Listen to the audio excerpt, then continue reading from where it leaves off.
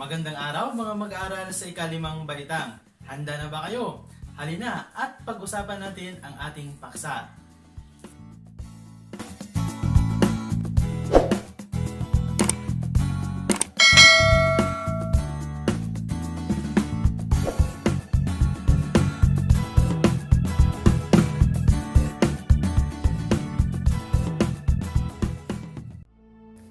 Ang paksa natin ngayon ay tungkol sa mga naunang pag-aalsa.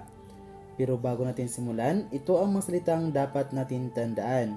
Una, pag-aalsa. Ibig sabihin, pakikipaglaban para sa isang mithiin o rebelyon. Limosnas. Ibig sabihin, halagang ibinabayad para sa seremonya ng libing. Jihad. Ibig sabihin, holy war. Pakikidigmang isinasagawa ng mga Muslim upang ipagtanggol ang kanilang paniniwala. Talakay natin ang pag-aalsa sa Lamitan. Ang labanan sa Lamitan noong 1673 ang isa sa pinakamadugong labanan sa pagitan ng mga Muslim at mga Espanyol. Dito pinangunahan ni Sultan Kudarat ang kanyang puwersa laban sa mga Espanyol sa pamumuno naman ni Gobernador General Hurtado de Corcuera. Bagamat nabigo sa labanang ito, hindi sumuko si Sultan Kudarat at nagpatuloy siya sa pagtutol sa pananakop ng mga Espanyol. Kilalanin natin class si Sultan Kudarat. Sino nga ba si Sultan Kudarat? Si Sultan Kudarat ay magiting, matalino at matapang na Pilipinong Muslim. Siya ay isinilang noong 1580 sa Maguindanao. Kinilala siya bilang isang mandirigmang Muslim. Ang tawag sa kanya ng mga Espanyol ay Kachil o Ralat. Sa ilalim ni Sultan Kudarat, patuloy at malayang nakikipagkalakalan ang mga Tsino at iba pang mga dayuhan. Bagamat natalo siya sa Lamitan, hindi siya tumigil sa pakikipaglaban hanggang nilisan ng mga Espanyol ang pulo ng Mindanao. Ang panahon ni Sultan Kudarat ang nagpakita na sa kabila ng malupit na pananakop ng mga Espanyol, may mga pinili na hindi nagpasakop, na natiling malaya at may dangal. Ang mahigit na 300 taong pananakop ng Espanya sa Pilipinas ay nagdulot ng paghihirap at pasakit sa mga Pilipino. Sa loob ng mahabang panahong ito, marami ang nagsagawa ng mga pag-aalsa bilang pagtutol sa pagmamalupit ng mga daywang mananakop. Kilalanin naman natin ang pag-aalsa ni Francisco Daguhoy.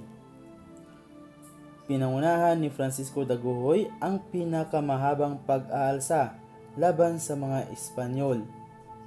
Nagsimula ito noong 1744 sa Inabangan, Bohol nang iniutos ng Kura Paroko sa kapatid ni Daguhoy na hulihin ang isang mapanganib na mamamayan. Namatay ang kapatid ni Daguhoy habang isinasagawa ang misyong ito. Dinala ni Francisco ang labi ng kapatid pabalik sa simbahan upang magawaran ng wastong libing. Subalit tumanggi ang pari na ipagkaloob ito kung hindi magbabayad ng limosnas para sa libing. Nangatwiran si Daguhoy at sinabing responsibilidad ng pari na ilibing ang kanyang kapatid, ngunit hindi pa rin siya pinakinggan. Lubhang ikinagal ito ni Daguhoy. Bunga nito, hinimok ni Daguhoy ang mga kapwa mamamayan ng Bohol na mag-alsa laban sa mga Espanyol. Bumuhos ang suporta ng mga mamamayan sa pagkilos na ito, dala na rin ng naipong hinaing mula sa pang-abuso ng mga Espanyol. Sa loob ng mahabang panahon, nanilbihan ang mga kalalakihan ng Bohol bilang mga sundalo sa tuwing may pag-aalsa sa ibang panig ng Pilipinas. Sa kasamaang palad, naiiwan nila ang kanilang pamilya at kabuhayan. Sa kanilang pagbabalik, nadadatnan nilang kinumpiska na ng pamahalaan ang kanilang lupain at ikinulong ang kanilang pamilya dahil sa di pagbabayad ng buwis. Ang pagkakaisa ng loob na ito at ang mahusay na pamumuno ni Daguhoy ang dahilan kung bakit tumagal ang pag-aalsa. Nakatutulong din ito ang pagkakaroon ng mga katulad na pag-aalsa noon sa Luzon at ang pag-atake ng mga piratang Muslim. Dahilan upang mahati ang atensyon ng mga Espanyol at pansamantalang pabayaan ang rebelyon sa Bohol. Nagsama-sama ang maraming tao sa kabundukan ng Talibon at Inabanga, Bohol sa ilalim ng pamamahala ni Daguhoy. Nagtatag siya ng isang pamayanang malaya mula sa paggambala at pang-abuso ng mga prayle at otoridad na Espanyol. Ipinagpatuloy ng kanyang mga tagasunod ang pakikipaglaban kahit nang pumanaw na si Daguhoy. Tuluyang nagwakas ito noong 1827 nang kubkubin ng malaking puwersang Espanyol ang kuta ng mga rebelde. Ito ang isla ng Bohol.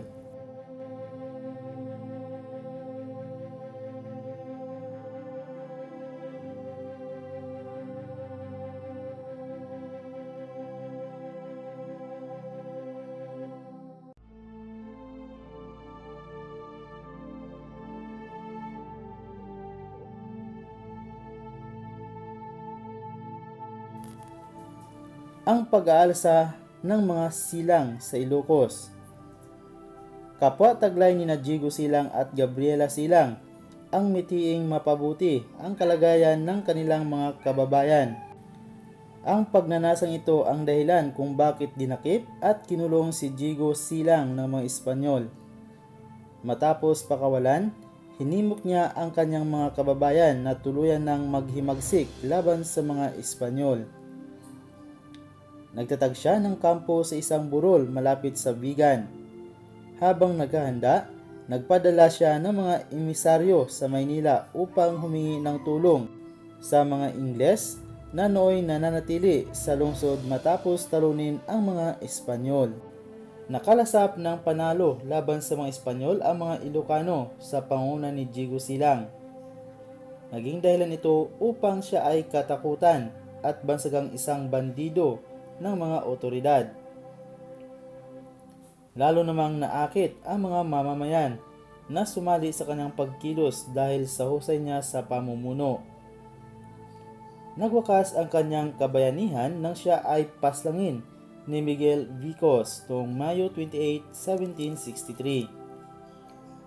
Sa halip na tumigil at tuluyang sumuko, ipinagpatuloy ni Gabriela Silang ang pakikibaka laban sa mga Espanyol. Tinalo niya ang mga ito sa isang labanan sa Santa Ilocos Sur. Tinugis siya ng mga Espanyol, kaya't napilitang magtungo sa Pidigan, Abra, kung saan siya ay naglunsad ng maraming pang pag-atake. Sa tulong ng kanyang tapat na hukbo, nilayon niyang kunin ang Vigan mula sa Espanyol. Sa naganap na labanan noong Setyembre 10, 1763, natalo ang kanyang hukbo at siya ay inaresto. Binitay siya makalipas ang ilang araw sa harap ng publiko sa plaza ng Vigan upang magsilbing babala sa mga magnanais na lumaban sa Espanya. Ang pag-aalsa ni Palares. Halos kasabay ng pag-aalsa sa Ilocos ang rebelyong pinangunahan ni Juan de la Cruz Palares sa Binalatungan, Pangasinan noong 1762 hanggang 1764. Itinuturong bunga rin ito ang di makatwirang mga patakaran na ipinatutupad ng mga Espanyol sa tulong ng mga prayle. Nagpalakas din ng loob ng mga nag-alsa ang pagkatalo ng Espanya sa kamay ng mga Ingles. Gayunpaman, nasupil din ang mga rebelde noong 1764 sa tulong ni Don Miguel de Arza at mga mamamayang nananatiling tapat sa mga Espanyol. Nadakip si Palares at binitay ng mga otoridad. Ang pag-aalsang basi ay kilala rin bilang pag-aalsang Ambaristo sa pamumuno ni Pedro Mateo at Salazar Ambaristo. Tinutulan ng mga Ilocano noong 1807 ang mahigpit na monopolyo ng basi na ipinatutupad ng mga Espanyol. Sa ilalim ng monopolyo, ipinagbawal ang pribadong paggawa ng basi na nakaugalian na ng mga Ilocano. Ilan lamang ang tinalagang gumawa nito habang sa pilitang pinabili ang mga mamamayan sa mga tindahan ng pamahalaan. Lubos itong ikinagalit ng mga Ilocano, kaya't tuluyang nagkaroon ng pag-aalsa na noong unay nagsimula sa Pidig, Ilocos Norte at lumaganap rin sa ibang bayan. Isang pwersang Espanyol ang sumupil sa mga nag-alsa noong Setyembre 24, 1807. Ang pag-aalsa ng mga Muslim. Matatandaang hindi ganap na nasakop ng mga Espanyol ang mga Muslim sa Mindanao. Nagdeklara ng jihad ang mga pinunong Muslim laban sa mga Espanyol at maging sa mga Pilipinong Kristiyano.